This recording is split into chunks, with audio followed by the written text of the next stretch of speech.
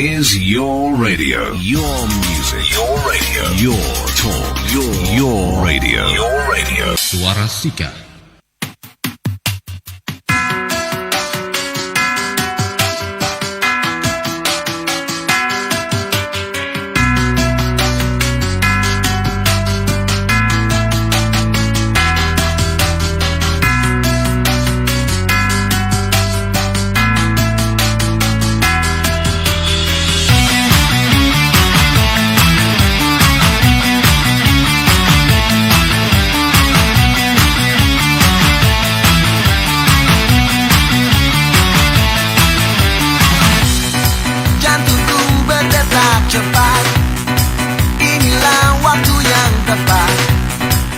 Oke, masih di 104,9 MHz Radio Suara Sika FM, jembatan informasi Anda, dan masih bareng saya Chen Kabaresi di sini, dan juga dengan Bang Satrio ya dari PLN ya. Ya Bang ya. Pasti nih. Pasti ya, dikenal dari tadi sudah berbicara tentang PLN. Jadi tentang bagaimana cara ya pengendalian risiko, terus penyebab kecelakaan kerja, dan juga ruang lingkup keselamatan ketenaga listrikan. Oke, Bang, saya coba ke pertanyaan berikut ya. Bagaimana cara pengendalian risiko kecelakaan kerja tersebut, ya, Bang? Baik, kalau untuk pengendaliannya itu secara hierarkinya itu ada 5 tahapan nih yang biasanya di yang pertama yaitu proses eliminasi untuk sumber resikonya. Kemudian ada substitusi, yaitu penggantian bahan nih biasanya. Kemudian rekayasa teknik, pemasangan alat pelindung di mesin atau di jaringan waktu teman-teman. Rekayasa teknik ini mungkin lebih banyak di PDKB seperti itu. Kemudian pengendalian administratif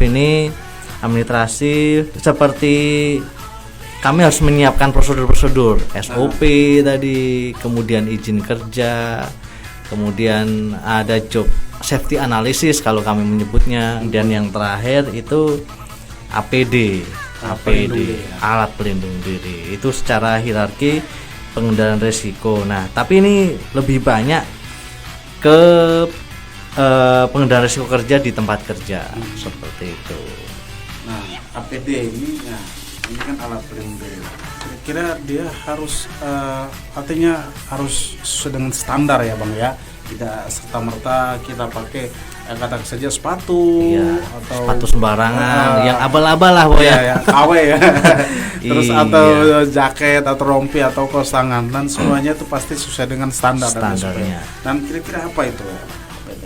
Kalau APD itu alat pelindung diri, yaitu suatu alat yang dipakai untuk melindungi diri atau tubuh terhadap bahaya-bahaya kecelakaan kerja.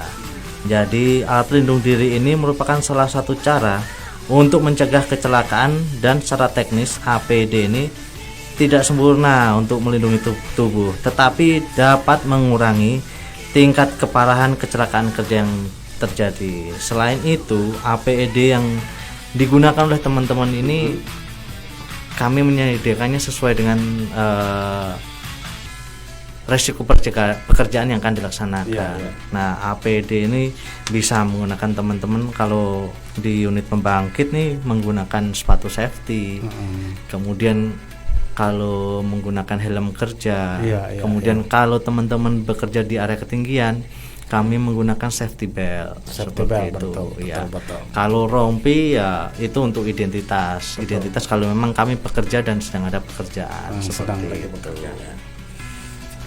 Oke, baik, itulah APD ya, APD yang umum. Sebenarnya APD itu banyak, bisa kacamata juga helm, kemudian airmuff, airplug untuk pelindung penyumbat juga ya. Kaos tangan juga seperti itu. Jadi sesuai dengan pekerjaan apa yang mau dilakukan. Kalau kami mungkin teman-teman yang ada di distribusi yang bekerja di ketinggian itu APD wajib ya, helm, sepatu safety, kemudian full body harness itu mereka wajib, itu senjata utama itu. Betul, full body harness, ada yang pakai seat harness, ada yang full body, terus ada macam-macam ya. Banyak pokoknya. Ada karabinernya, seperti itu. Webbing itu yang teman-teman yang ada di transmisi. Jadi yang tinggi di tower-tower itu mereka pasti itu senjatanya, itu senjata utama. Kalau tidak ada itu, siapa yang naik pun tidak akan mau naik gitu. Karena saya sedikit tahu kalau bicara tentang webbing, harness, harness, seat body dan full body pernah pakai ya. Wih, sudah pernah pakai nih. Kalau kita di Mapala kan kita pasti itu. Di Panjat Tebing kan kita juga punya alat-alat seperti itu. Jadi baik. Yang berikut bagaimana pencegahan kecelakaan kerja di masyarakat umum. Ini pencegahan nih untuk masyarakat umum, terlepas dari teman-teman yang artinya petugas tadi, karena kadang masyarakat umum bagaimana cara pencegahan, mungkin bisa memberikan sosialisasi atau edukasi kepada masyarakat umum. Baik, ini kalau untuk pencegahan kecelakaan kerja di masyarakat umum itu ada beberapa hal yang bisa dilaksanakan oleh masyarakat umum. Jadi yang jelas itu harus mengingat jarak aman dari jaringan listrik itu 3 meter. Nah, ini jarak aman yang ada di jaringan JTM ini, yang ada di dekat-dekat rumah kita yang pakai tiang beton, tiang besi. Tapi bukan untuk jaringan transmisi nih. Ini yang di jaringan tenaga yang JTM.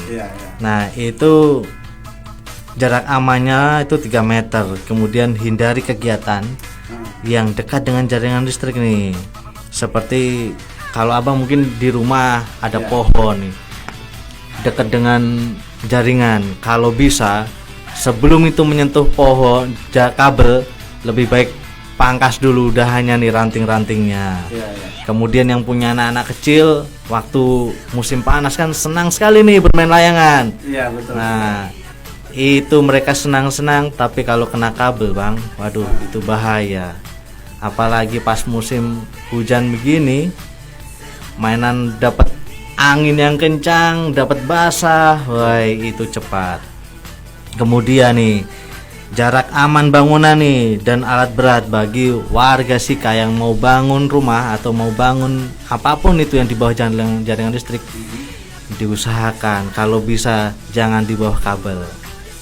Seperti itu. Nah, selain itu juga kalau di rumah nih, hindari penggunaan tusuk kontak bertumpuk. Jadi biasanya satu colokan banyak pemakaian, mungkin pakai T, habis itu tambah lagi. Itu karena sebenarnya colokan itu ada kapasitasnya. Dia berapa ampere. Kalau memang colokan 3 ya pakai saja 3. Jangan dipakai yang bertumpuk-tumpuk. Kemudian nih, di dekat-dekat rumah nih pasti ada gardu listrik. Nah, jangan coba-coba untuk memasuki gardu listrik atau tempat yang ada tanda peringatan bahaya tegangan listrik. Kemudian hati-hati saat menggali tanah agar tidak mengenai kabel listrik yang ada dalam tanah. Nah, kabel tanah ini kalau di Maumere itu kurang lebih di ujung bandara bang. Ujung bandara itu ujung di bandara itu karena kabelnya itu sudah di bawah tanah. Karena kalau di atas pasti mengganggu penerbangan seperti itu. Kalau yang selain itu untuk kabel tanah lebih banyak di unit pembangkit di area PLTD. Itu yang instalasinya di bawah. Hati-hati, jangan parkir di dekat jaringan listrik. Seperti tadi, jangan sampai nanti tersetrum. Kemudian harus memeriksa instalasi listrik nih, minimal setiap 5 tahun sekali untuk menjamin keamanan instalasi listrik yang ada di rumah. Dan kalau bisa gunakan kabel nih yang sesuai dengan standar SNI, karena kabel yang dijual itu banyak fungsinya. Jadi memang bisa nih kabel seperti kabel yang digunakan untuk sound system nih, karena mungkin melihat harganya murah, kemudian lebih terjangkau. Nah, digunakan untuk listrik. Nah, sebenarnya kalau untuk kabel listrik sendiri itu ada kabelnya sendiri seperti itu. Kalau untuk sound system jangan digunakan untuk kabel listrik. Kemudian yang punya parabola, nah ini kalau bisa jauhkan juga nih dari jaringan listrik. Ya. Dan yang terakhir, hindari membakar sampah di bawah jaringan listrik. Nah, selain itu Bang, Bapak Ibu yang di Sika ini kalau mempunyai hewan, jangan sampai nih diikat di tiang listrik. Nah, itu yang bahaya. Pas hujan gini jangan sampai nanti tersetrum. Itu yang paling bahaya. Tapi kalau untuk kebanyakan nih Bang, kebanyakan potensi-potensi bahaya yang ada di masyarakat umum itu lebih banyak. Saya sering melihatnya nih, banyak pohon yang dekat ke jaringan seperti itu. Entah itu kalau di sini lebih banyak mungkin pohon kelapa. Kalau di daerah saya dulu pernah tugas di Bajawa, itu pohon bambu. Kemudian waktu saya di Manggarai itu lebih banyaknya pohon kemiri. Nah, itu kan memang kami tahu bahwa itu pohonnya produktif nih. Bisa digunakan untuk apa saja. Tetapi kalau lebih bijaknya nih saya bilang, meskipun ya kalau saya mau gimana lagi, mencegah daripada mengobati. Apa yang diobati kalau sudah permisi ketemu sama Tuhan Yang Maha Esa. Betul. Jadi kalau bisa Bapak Ibu yang punya pohon yang mendekati jaringan listrik, kalau bisa dipangkas nih. Tapi Bang, ada pesan lagi nih. Kalau sudah mau pangkas, jangan pangkas sendirian. Harus informasi ke teman-teman PLN biar mereka yang pangkas, mengeksekusi berarti. Jangan sampai nanti karena itu tadi ketidakketahuan kita, iseng-iseng potong mendekat tadi. Nah, itu ada imbasnya Bang. Aduh, karena kita mau bantu atau memang tujuannya baik nih, tapi karena ketidakketahuan kita itu juga bisa bahaya seperti itu. Oke, baik. Ini tadi cara pencegahan ya, terus cara mengamankan diri dari bahaya listrik ya. Ini di musim hujan ini. Kalau saat musim hujan terjadi, bagaimana kita mengamankan diri dari bahaya listrik itu seperti apa? Mungkin ada kiat-kiat atau trik-trik yang bisa di-sharingkan kepada masyarakat Bang. Nah, ini apalagi sekarang waktu musim hujan ini. Mau di mana saja nih pasti hujan. Kemudian meskipun ada banjir, ada genangan air. Nah, kalau apalagi di rumah, kalau di sini kan kebanyakan rumahnya terbuat dari seng ya. Itu juga potensi. Nah, ini cara mengamankan listrik di musim hujan nih. Yang pertama, listrik itu pasti dipadamkan oleh teman-teman PLN itu apabila satu nih, rumah pelanggan terendam air. Itu yang pasti, yang tidak terencana atau namanya juga pas ada bencana. Yang kemudian yang kedua, gardu distribusi atau gardu yang ada di PLN itu terendam sama air. Itu listrik pasti kami padamkan Bang, untuk mengurangi potensi masyarakat itu tersetrum nih. Nah, kemudian untuk mengantisipasi nih bahaya listrik saat banjir, kalau memang sudah melihat banjir di rumah, tapi yang banjir di rumah kita saja nih Bang. Kalau bisa segera nih matikan instalasi listrik ada di dalam rumah. Kemudian cabut peralatan listrik nih yang masih tersambung dengan stop kontak. Jadi biasanya ada roller kabel yang di bawah. Nah, pasti banjir, apalagi nanti ketetes sama mungkin ada atap yang bocor. Nah, itu bisa potensi ini Bang, bisa tersetrum. Kemudian naikkan nih peralatan elektronik ke tempat yang lebih tinggi. Lalu kalau memang ada aliran listrik yang terkena banjir tetapi tidak padam, langsung segera saja hubungi call center PLN di 123 atau bisa lapor di PLN Mobile. Nanti supaya teman-teman di pelayanan teknik mereka langsung sigap untuk mengamankan daerah tersebut. Iya. Kemudian yang selanjutnya menghubungi instansi terkait penanggulangan bahaya banjir. Nah, Kemudian nih itu tadi waktu banjir nih. Banjir, ya, ya. Ada lagi setelah banjir susut. Yang pertama, pastikan semua peralatan elektronik maupun instalasi dalam keadaan kering dulu baru dipakai. Kalau tidak yakin ya jangan dipakai, tunggu sampai kering. Iya. Kemudian penormalan listrik dapat dilakukan setelah instalasi dipastikan kering dan ada pendatanganan BA yang disaksikan oleh warga. Nah, ini biasanya kalau memang banjir besar nih seperti di Jawa. Tapi kalau di Maumere, selama saya di Maumere tidak sampai ada banjir besar. Nah, begitu. Kemudian nih Bang, waktu kita di luar nih, itu kan tadi kan lebih banyak di rumah ya. Waktu kita di luar mungkin berteduh, kalau bisa jangan berteduh di bawah tiang listrik seperti itu. Meskipun di situ ada pohon yang rindang, tapi kalau bisa ya agak menjauh sedikit lah. Seperti itu. Kemudian waktu genangan, bila melewati genangan air nih, bisa menggunakan sepatu boot kalau memang pas ada genangan, seperti itu. Tapi biasanya nih kalau sudah banjir agak tinggi, terus ada yang rumah ini pasti teman-teman PLN sudah mematikan dulu, gitu. Kemudian kalau basah ya lebih baiknya gunakan sarung tangan karet. Kemudian jangan lupa melaporkan nih instalasi.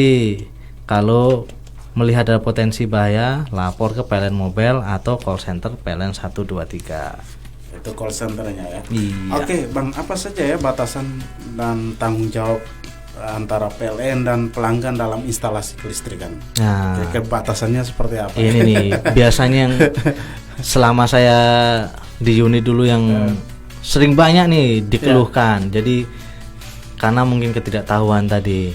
Jadi sebenarnya tugas dan batasan dari PLN itu kalau di rumah itu hanya sampai di meteran listriknya Bang.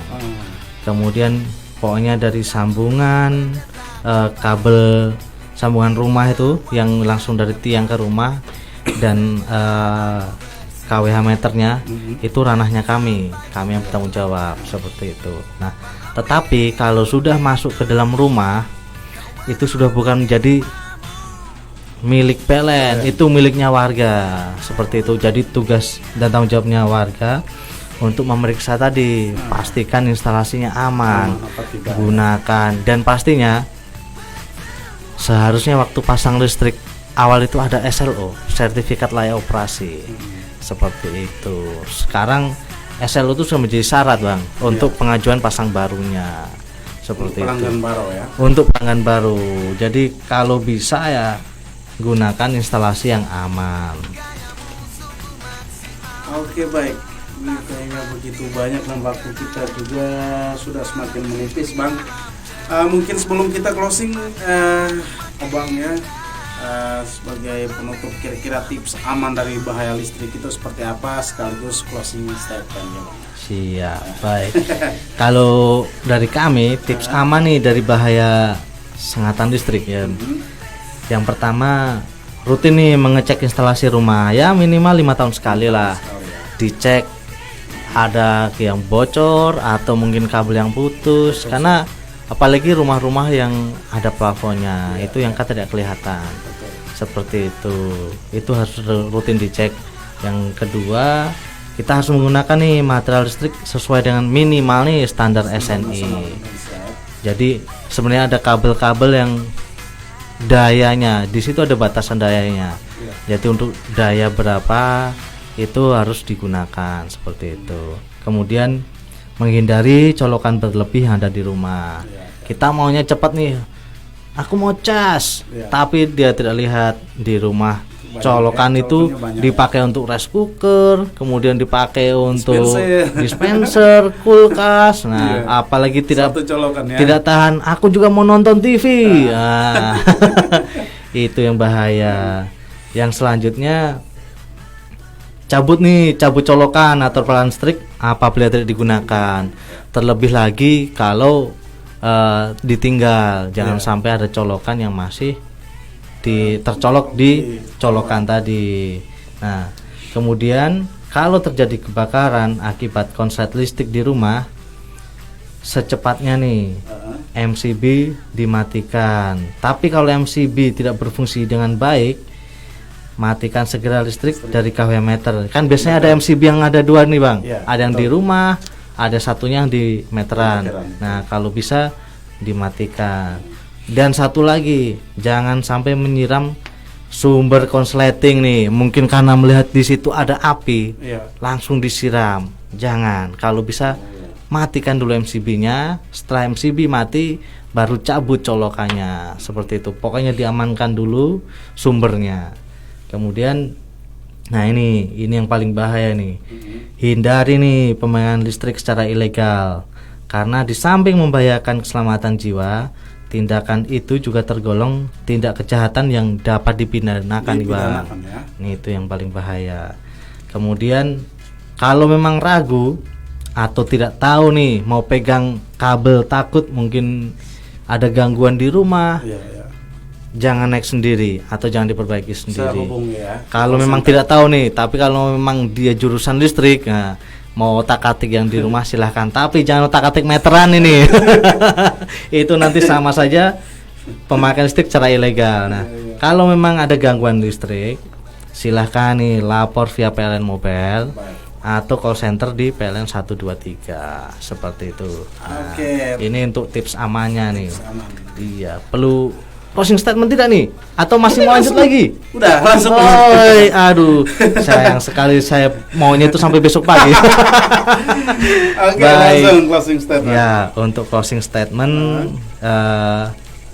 kami menghimbau kepada seluruh PLNers, kalau kami menyebutnya PLNers, Kalau di sini untuk itu untuk PLNers untuk menjaga nih dari bahaya listrik. Karena tidak ada yang lebih penting dari jiwa manusia, Bang. Kalau memang tidak tahu, ya jangan coba-cobalah seperti itu. Baik, mungkin cukup itu saja Bang yang dapat saya sampaikan. Oke, terima kasih banyak Bang Satrio ya yang sudah hadir di studio Radio Suara Sika dan sudah begitu banyak memberikan informasi terkait dengan K3 keselamatan ketenaga listrikan dan juga tentang bahaya, terus tentang cara pencegahan dan apa itu K3 sendiri dan undang-undang yang mengatur tentang K3 dan begitu banyak ya informasi-informasi yang sangat bermanfaat, yang sangat berharga untuk para pendengar dan pencinta setia Radio Suara Sika semuanya. Jadi kalau ada gangguan ya terkait dengan kelistrikan, tenaga listrik baik di rumah ataupun di tempat yang Anda tinggal, di tempat usaha atau di rumah, selalu segera menghubungi di call center di PLN ya di 123 ya. Oke, dan sepertinya waktu kami juga sudah habis dari lintasan Jalan Don Thomas di studio Radio Suara Sika FM. Saya Chen Kabresi mengucapkan terima kasih banyak atas kesetiaan Anda yang sudah mendengarkan talk show kami di malam hari ini bersama Bang Satrio dari PLN yang ada di Maumere. Akhir kata, saya Chen Kabresi pamit undur voice dari ruang dengar Anda semuanya. Selamat malam, selamat beristirahat dan sampai jumpa. Saya Chen Kabresi, ciao.